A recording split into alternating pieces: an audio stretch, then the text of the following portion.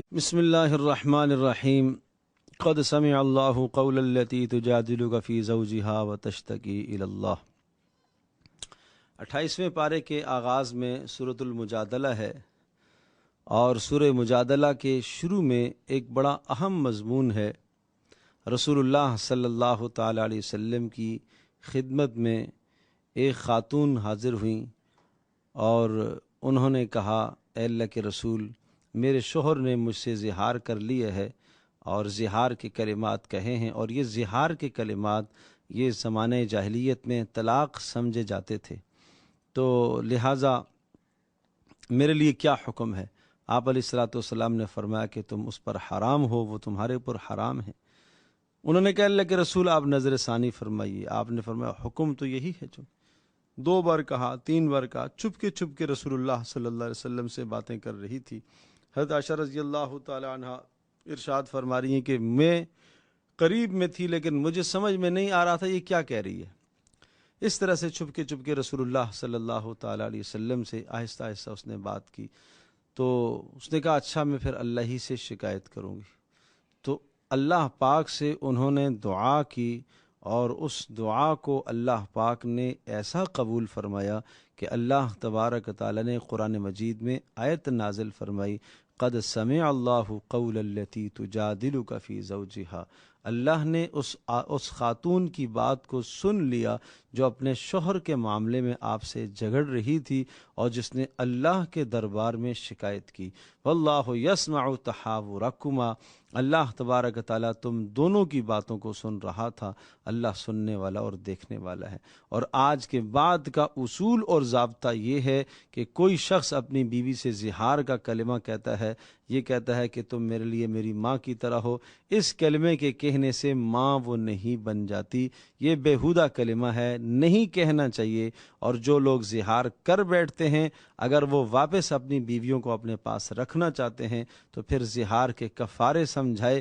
کہ ان کفاروں کی ادائیگی کے بعد بیویوں کو اپنے پاس واپس رکھ سکتے ہو۔ وَتَحْرِيرُ رَقَبَةٍ مِّن قَبْلِ أَن يَتَمَاسَّا، ایک غلام آزاد کرے۔ غلام آزاد کرنے کی اگر استطاعت نہ ہو تو مسلسل 2 ماہ کے روزے رکھے، من قبل ان یتماسا، قرب اختیار کرنے سے پہلے، اور اگر یہ بھی نہ ہو تو پھر 60 آدمیوں کو 2 وقت کا کھانا کھلائے۔ یہ احکام اللہ کے ہیں اور یہ اللہ کی حدیں ہیں، ان حدوں کو پامال مت کیا کرو۔ اور پھر کچھ منافقوں کے احوال یہ سورہ بیان کرتی ہے، اور ساتھ ساتھ یہ بھی مضمون ہے کہ اللہ تبارک تعالی تمہاری سرگوشیوں سے ہمیشہ آگاہ ہے۔ الم تر ان اللہ یعلم ما فی السماوات و ما فی الارض ما یکون من نجوى ثلاثۃ الا هو رابعهم، تم 3 سرگوشی کرتے ہو، اللہ چوتھا تمہارے ساتھ ہے، تم 4 کرتے ہو، 5واں اللہ تمہارے ساتھ ہے، تم 6 ہوتے ہو، 7واں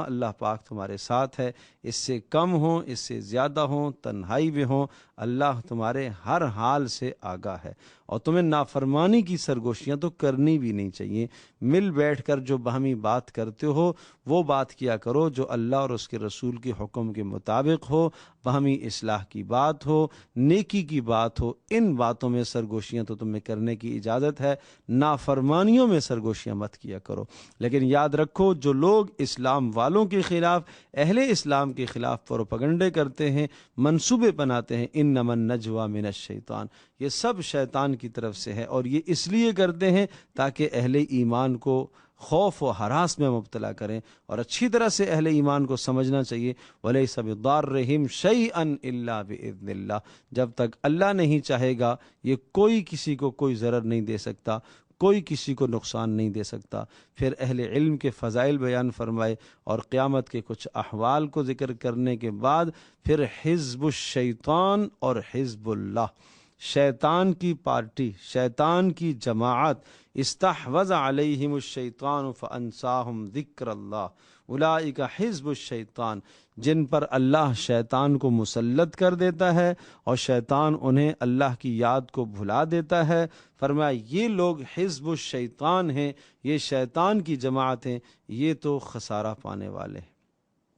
اور ان الذین یحادون اللہ ورسولہ اولئک فی الاذلین، جو اللہ اور اس کے رسول کی مخالفت کرتے ہیں وہ دنیا میں ذلیل ہو کر رہیں گے۔ اللہ نے فیصلہ کیا ہوا ہے کہ میں اپنے رسولوں کو غالب کر کے رہوں گا، اور رسولوں کا دین اللہ غالب کرے گا، اور پیغمبر صلی اللہ تعالی علیہ وسلم کے دین کو اللہ غلبہ عطا فرمائے گا۔ اور صحابہ کرام جو حزب اللہ، اللہ کی جماعت کہلاتے ہیں، ان کی نشانی ذکر فرمائی۔ ان کی نشانی تو یہ ہے لا تجد قوما یؤمنون باللہ والیوم الآخر، کہ یہ ایمان والے، یہ جو لوگ اللہ اور اس کے رسول کے دشمن ہیں ان کے ساتھ کبھی بھی دوستیاں نہیں لگاتے، کبھی بھی تعلق قائم نہیں کرتے، چاہے وہ ان کے آباء و اجداد ہوں، چاہے ان کے بھائی ہوں، چاہے ان کے عزیز و اقربا ہوں، چاہے ان کے خاندان والے ہوں۔ جن لوگوں کے اندر یہ خوبیاں ہیں کہ ان کے نزدیک سب سے اول اللہ اور اس کا رسول ہے،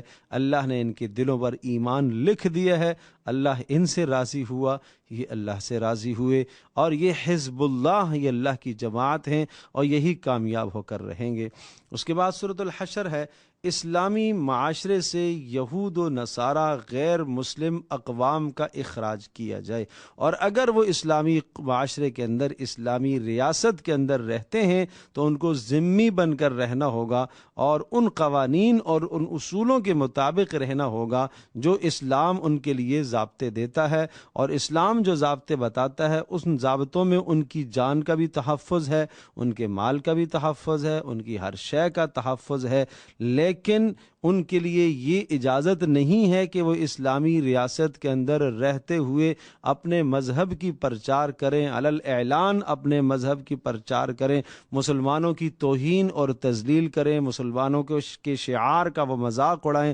اور مسلمانوں کی جو ہے وہ عورتوں کی عزتوں کو وہ پامال کرنے کی کوشش کریں، مسلمانوں کی جانوں کے در پہ ہوں، عزتوں کی در پہ ہوں۔ ان تمام باتوں کی ان کو ہرگز اجازت نہیں دی جائے گی۔ رسول اللہ صلی اللہ تعالی علیہ وسلم نے مدینہ منورہ سے یہود کو نکال دیا تھا، اور یہ چونکہ انہوں نے رسول اللہ صلی اللہ علیہ وسلم کے معاہدے کی خلاف ورزیاں جب کی تو رسول اللہ صلی اللہ علیہ وسلم نے ان کو وہاں سے نکالا، اور اس نکالنے کا تذکرہ یہاں سورۃ الحشر کے اندر موجود ہے۔ اور ساتھ اہل ایمان کے فضائل یہ بھی بیان فرمائے۔ اسلامی معاشرے کی بنیاد باہمی ہمدردی اور باہمی ایثار پر ہونی چاہیے، کہ اپنی ضروریات اور اپنی حوائج کو پیچھے کر کے دوسروں کی ضروریات کو پورا کرنا، یہ اسلامی معاشرے کا ایک اہم اصول ہے۔ یا ایھا الذین آمنوا لا تتخذوا سورۃ الممتحنہ، یہ بھی مدنی سورت ہے، اور اس کا بھی خاص موضوع یہ ہے کہ کافروں کے ساتھ علائق اور تعلقات مت قائم کرو، دلی دوستیاں تمہاری کافروں کے ساتھ نہ ہوں، اور ساتھ یہ بھی سمجھایا کہ جو لوگ تمہارے اسلام کے اندر اہل فضل ہیں، نیک و کار لوگ ہیں، ان کی غلطیوں سے درگزر کرتے رہا کرو، اور کافروں کے ساتھ تمہیں کسی قسم کی دوستی نہیں لگانی چاہیے۔ اور اس کے لیے حضرت ابراہیم علیہ السلام کا اسوہ حسنہ نمونے کے طور پر پیش کیا کہ انہوں نے کس طرح سے اپنی قوم سے بیزاری کا اظہار کیا تھا، اسی طرح سے تمہیں بھی اپنی قوم سے بیزاری کا اظہار کرنا چاہیے۔ اور اگر کافروں کی عورتیں تمہارے پاس اسلام لے کر آتی ہیں اور اسلام کو قبول کرتی ہیں،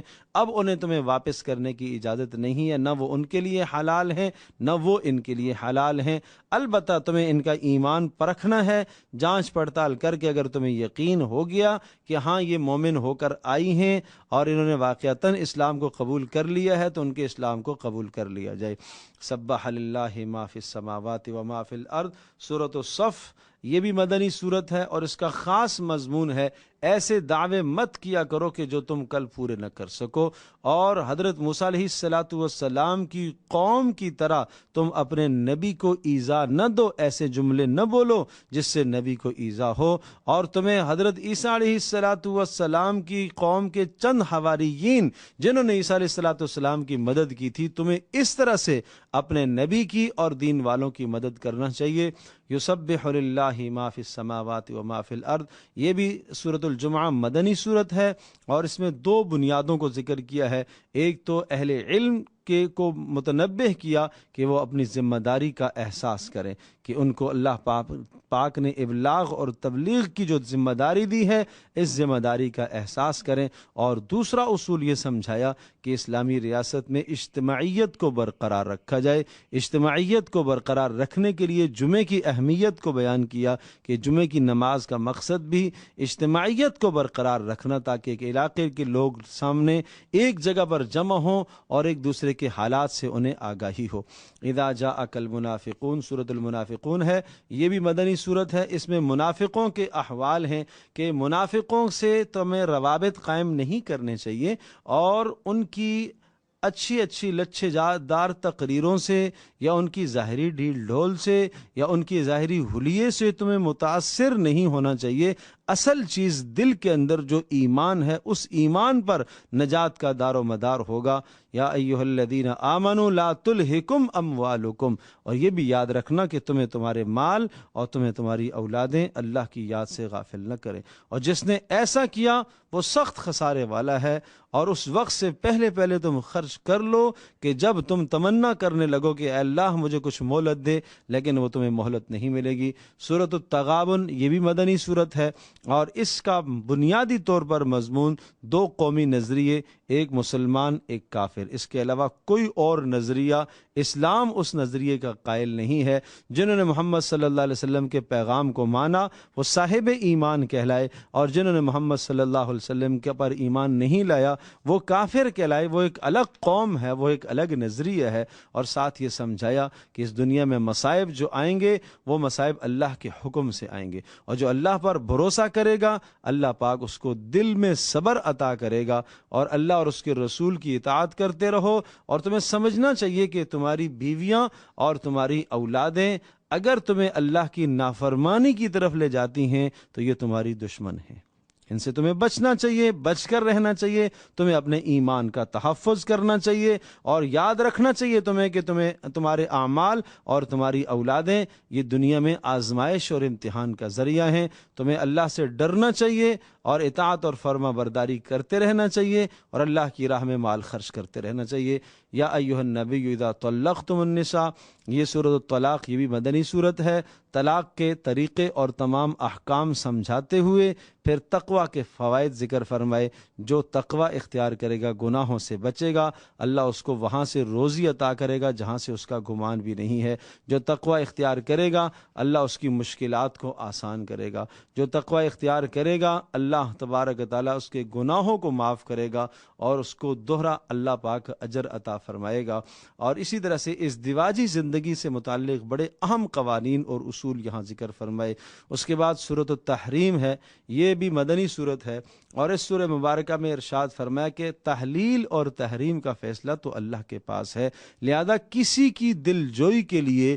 تم کسی حرام کو حلال یا حلال کو حرام نہ سمجھو۔ اور نیک عورتوں کی صفات، 6 صفات ذکر فرمائی، ان کی زندگی میں اسلام سجا ہوا ہونا چاہیے، سر سے لے کر پیر تک وہ اسلام میں ڈھکی ہوئی ہوں۔ نمبر 2، دل میں ایمان ہو، اللہ کی ذات عالی پر کامل بھروسہ ہو۔ نمبر 3، شوہر کی بھی اطاعت ہو، رب کی بھی اطاعت اور فرما برداری ہو۔ نمبر 4، گناہ ہو جائے تو فوری توبہ کر لیا کریں۔ اور نمبر 5، عبادت گزاری ان کی زندگی کے اندر ہو، صائحات، روزے داری کا وصف ہو، ترک دنیا کا وصف ان کے اندر موجود ہو۔ یہ بلند کردار ہیں عورتوں کے، وہ بلند خوبیاں ایک عورت کے اندر جو ہونی چاہیے، اللہ کے ہاں جو مطلوب اور محبوب خوبیاں ہیں، جو اللہ اپنے رسول صلی اللہ علیہ وسلم کی ازواج میں دیکھنا چاہتا ہے، یہ وہ خوبیاں ہیں۔ یا ایھا الذین آمنوا قوا انفسکم، ساتھ یہ سمجھایا اپنے آپ کو اور اپنے گھر والوں کو جہنم کی آگ سے بچاتے رہو، اس کی محنت کرتے رہو۔ اور پھر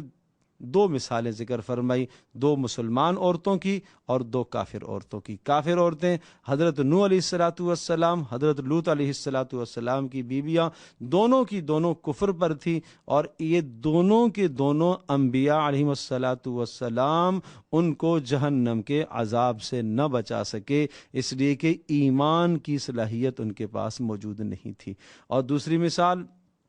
جو ذکر فرمائی ضرب اللہ مثلا للذین آمنوا امرأۃ فرعون، کہ فرعون کی بیوی آسیہ، فرعون وقت کا ظالم، جابر، کافر، الوہیت کا دعویٰ کرنے والا، لیکن جب اس کی بیوی ایمان لے آئی موسیٰ علیہ الصلوۃ والسلام پر تو اتنی سختیاں ہونے کے باوجود بھی وہ ایمان پر ڈٹی رہی۔ قیامت کے دن کوئی عورت یہ نہیں کہہ سکتی کہ میرے گھر کے حالات، میرے میکے کے حالات، میرے ماحول کے حالات، میرے سسرال کے حالات ایسے تھے اس لیے میں ایمان نہیں لا سکی، اس لیے میرے لیے دین پر چلنا مشکل تھا۔ اگر کوئی یہ کہے گی تو اس کے لیے فرعون کی بیوی آسیہ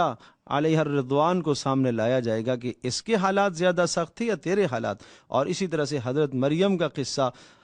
حضرت عیسیٰ علیہ السلام کی والدہ حضرت مریم علیہ الرضوان، ان کا قصہ ذکر فرمایا کہ انہوں نے کس طرح سے اللہ کی بندگی کی ہے، اور ایک خاص وصف ذکر فرمایا انہوں نے اپنی عزت و ناموس کو کس طرح سے محفوظ رکھا، اور وکانت من القانتین، اور عبادت کا یہ حال تھا جس طرح سے ایک مردوں کی جماعت کی عبادت ہوتی ہے اس طرح سے ان کی بندگی تھی۔ تو یہ مثالیں ہیں عورتوں کے لیے۔ اللہ تبارک تعالی ہم سب کے لیے سمجھنا عمل کرنا